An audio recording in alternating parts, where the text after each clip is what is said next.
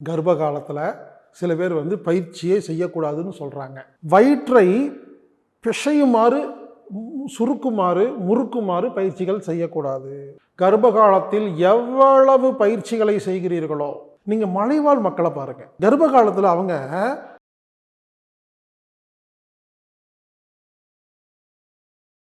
அன்பே தெய்வம். கர்ப்பகாலத்தில் பெண்கள் பயிற்சிகள், யோகா, மூச்சு பயிற்சி, தியானம் செய்யலாமா? அப்படி செய்கிறதா இருந்தால் எந்த பயிற்சியெல்லாம் செய்யலாம் அப்படின்னு கேட்குறாங்க. கர்ப்ப காலத்தில் சில பேர் பயிற்சியே செய்யக்கூடாதுன்னு சொல்கிறாங்க அப்படின்னு சொல்கிறாங்க. நண்பர்களே, கர்ப்ப காலத்தில் பெண்கள் எல்லா விதமான யோகா, மூச்சு பயிற்சி, தியானம், உடல் பயிற்சின்னு எல்லா விதமான பயிற்சிகளையும் தாராளமாக செய்யலாம். எந்த அளவுக்கு பயிற்சிகள் செய்கிறீர்களோ அந்த அளவுக்கு குழந்தை ஆரோக்கியமாக பிறக்கும், சுகப்பிரசவம் நடக்கும், பிரசவத்தின் பொழுது வலி இருக்காது. ஆனால் வயிற்றை அமுக்குமாறு பயிற்சிகள் செய்யக்கூடாது. வயிற்றை பிசையுமாறு, சுருக்குமாறு, முறுக்குமாறு பயிற்சிகள் செய்யக்கூடாது. தலைகீழாக நின்று கொண்டு பயிற்சிகள் செய்யக்கூடாது. கஷ்டப்பட்டு பயிற்சிகள் செய்யக்கூடாது. கண்டினியூஸாக தொடர்ந்து மெனக்கெட்டு ரொம்ப அப்படிலாம் பண்ணக்கூடாது. இவ்வளோதான் விஷயங்க. நீங்கள் உடல் பயிற்சிகள் செய்யலாம், சூரிய நமஸ்காரம் செய்யலாம். சூரிய நமஸ்காரம்னா ஆரம்ப காலத்தில், கொஞ்சம் வயிறு ரொம்ப பெருசானதுக்கப்புறம் சூரிய நமஸ்காரம் பண்ண முடியாது. ஆரம்ப காலத்தில் சூரிய நமஸ்காரம் பண்ணலாம், உடல் பயிற்சிகள் பண்ணலாம், சவாசனம் பண்ணலாம், யோகநத்ரா பண்ணலாம், சக்ரா தியானங்கள் செய்யலாம், ஓம் சாண்டிங் செய்யலாம், ஆசனங்கள் செய்யலாம், மூச்சு பயிற்சி செய்யலாம், நாடி சுத்தி, பிராணாயாமம், பஸ்திரிகா, கபாலபதி, அக்னிசார, சுசன் கிரியா, வாசியோகம், அனுலோமா, விடுலோமா அனைத்து பயிற்சிகளையும் செய்யலாம். மீண்டும் சொல்கிறேன், கர்ப்ப காலத்தில் எவ்வளவு பயிற்சிகளை செய்கிறீர்களோ அபியாசங்கள், அந்த அளவுக்கு குழந்தை ஆரோக்கியமாக, நிம்மதியாக, புத்திசாலியாக, சுகப்பிரசவத்தில் பிறக்கும். எனவே கர்ப்ப காலத்தில் பயிற்சி செய்வது நல்லது. மீண்டும் மீண்டும் சொல்கிறேன், அந்த வயிறை போட்டு அமுத்திடக்கூடாது, கஷ்டப்பட்டு செய்யக்கூடாது. சப்போஸ் காலையில் 4 மணிக்கு நல்லா தூங்கணும்னு தோணுது, உடனே கணவர் ஹீலர் பாஸ்கர் சொல்லியிருக்காரு, நீ எந்திரிச்சு தியானம் பண்ணு, யோகா பண்ணு சொல்லி அவங்கள கஷ்டப்படுத்தி பண்ண வைக்கக்கூடாது. அவங்களுக்கு மூடு இருக்கணும், புரிஞ்சுக்குங்க. அந்த விருப்பம் இருக்கணும். விருப்பம் இருந்து பயிற்சிகளை செய்யணும், மூடு இருந்து பயிற்சிகள் செய்யணும், ஆசைப்பட்டு பயிற்சிகள் செய்யணும், கஷ்டப்பட்டு செய்யக்கூடாது. அதுக்காக சோம்பேறித்தனமாக எந்த பயிற்சியும் செய்யாமல் அவர் தான் சொல்லிட்டார்ல, விருப்பம் இல்லை அப்படின்னு சொல்லிட்டு உட்காந்துருக்கூடாது. அதையும் சொல்லிட்டேன்.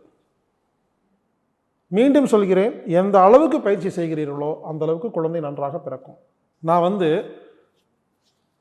ஹீலர் பாஸ்கர் ஆகிறதுக்கு முன்னால் நான் ரோடு கான்ட்ராக்டில் இன்ஜினியராக வேலை செஞ்சுட்டு இருந்தேன். அங்கே எனக்கு கீழே, அதாவது என் கூட ஒரு 500க்கும் மேற்பட்ட தொழிலாளர்கள் வேலை செய்வாங்க.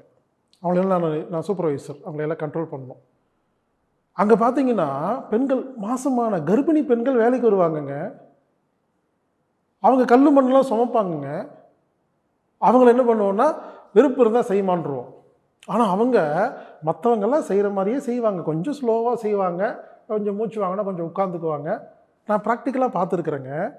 ரோடு வேலைக்கு கர்ப்பகால பெண்கள் வருவாங்க, திடீர்னு ஒரு நாள் வரமாட்டாங்க. நான் கேட்பேன், அந்த அம்மா எங்கன்னு கேட்டால், நேற்றாங்க குழந்தை பிறந்துச்சு அப்படிம்பாங்க.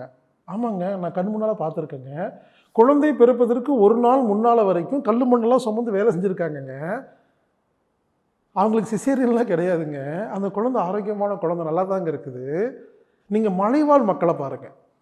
கர்ப்ப காலத்தில் அவங்க ஒன்று மலை மேலே ஏறுவாங்க, கீழே இறங்குவாங்கங்க. நீங்கள் போய் பாருங்களேன், மலைவாழ் மக்கள் எல்லோரும் பார்த்தீங்கன்னா ஆரோக்கியமாக இருக்கிறதுக்கு என்ன காரணம்னா, அவங்க அந்த ஒரு சாதாரண ஒரு கடைக்கு போகிறதுனா கூட ஒரு 2 கிலோமீட்டரு கீழே இறங்கி போய் கடைக்கு போயிட்டு வரணும், இல்லை மேலே போயிட்டு வரணும். அது ஒரு உடற்பயிற்சிங்க. அதெல்லாம் கணக்கு போட்டு பார்த்தா நம்ம பண்ணுற பயிற்சியெல்லாம் ஒன்றுமே இல்லைங்க. அந்த பக்கெட்டு தூக்காத, இந்த சொம்பை தூக்காத, இந்த டம்ளர் கழுவாத அப்படின்னு நம்மளாம் வீட்டில் பல பேர் என்ன பண்ணுறாங்க, கர்ப்ப காலத்தில் பெண்கள்கிட்ட எந்த வேலையும் வாங்காமல் இருக்காங்க. இது சரியில்லை.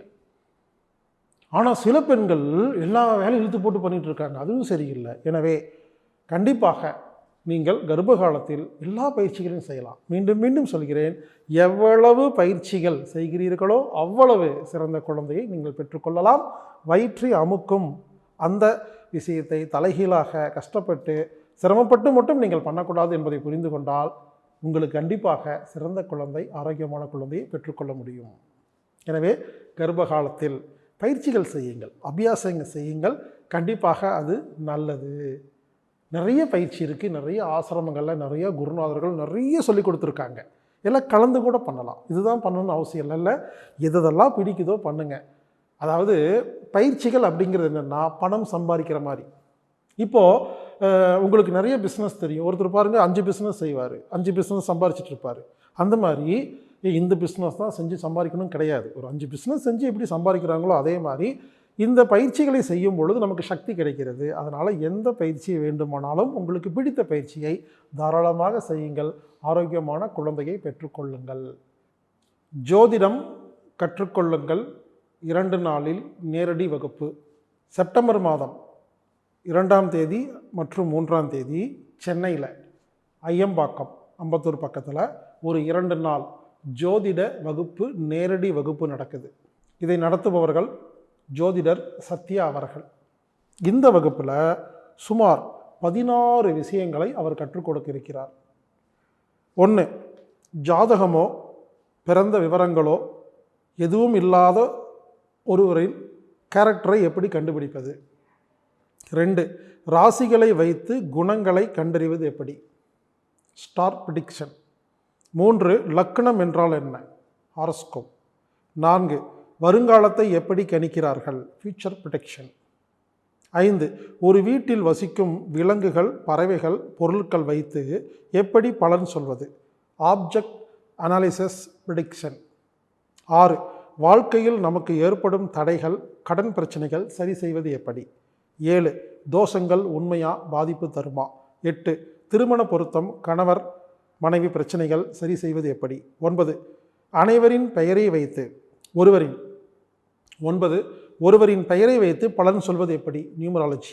10, ராசிகள், நட்சத்திரங்கள், கிரகநிலைகள் பற்றிய தெளிவான விளக்கம். 11, ஒருவரின் எண்ணங்களை கண்டறிதல் எப்படி, mind reading, thoughts and behaviour. 12, எதிர்மறை எண்ணங்கள், நெகட்டிவ் தாட்ஸ் வராமல் இருப்பதற்கு வழிகள் என்ன. 13, நமது நடைமுறை வாழ்க்கையில் செலவில்லாமல் பரிகாரங்கள் செய்வது எப்படி. 14, பணம், பெயர், புகழ் இவற்றை அடைய நமக்கு ஏற்படும் தடைகளை நிவர்த்தி செய்வது எப்படி. 15, பத்திரப்பதிவுகள், வீட்டு மனை வாங்க விற்க ஏற்படும் தடைகள் நீங்க என்ன செய்ய வேண்டும். 16, பெயர் வைப்பதில் ஆரம்பித்து ஜாதகம், கட்டங்கள், கிரகநிலைகள், ராசி, நட்சத்திரம், பாதம், எதிர்கால கணிப்பு என்று அனைத்து விஷயங்களையும் பற்றி ஒரு தெளிவான விளக்கம் உங்களுக்கு வேண்டும் என்றால் 2 நாள் சென்னையில் செப்டம்பர் மாதம் 2ஆம் தேதி மற்றும் 3ஆம் தேதி நேரடி வகுப்பு, அம்பத்தூர் பக்கத்தில் ஐயம்பாக்கத்தில். வாருங்கள் நண்பர்களே, கலந்து கொள்ளுங்கள், பயன்பெறுங்கள். யாருக்கு இது சம்பந்தமான ஆர்வம் இருக்குதோ நீங்கள் வந்தீங்கன்னா கண்டிப்பாக உங்களுக்கு பல்வேறு விஷயங்கள் புரியும். இந்த வகுப்பில் கலந்துக்கணும்னா புக் பண்ணிட்டு வாங்க, பதிவு செஞ்சுட்டு தான் வரணும். பதிவு செய்வதற்கு எண் 8220661720. வாருங்கள், கலந்து கொள்ளுங்கள், பயன்பெறுங்கள்.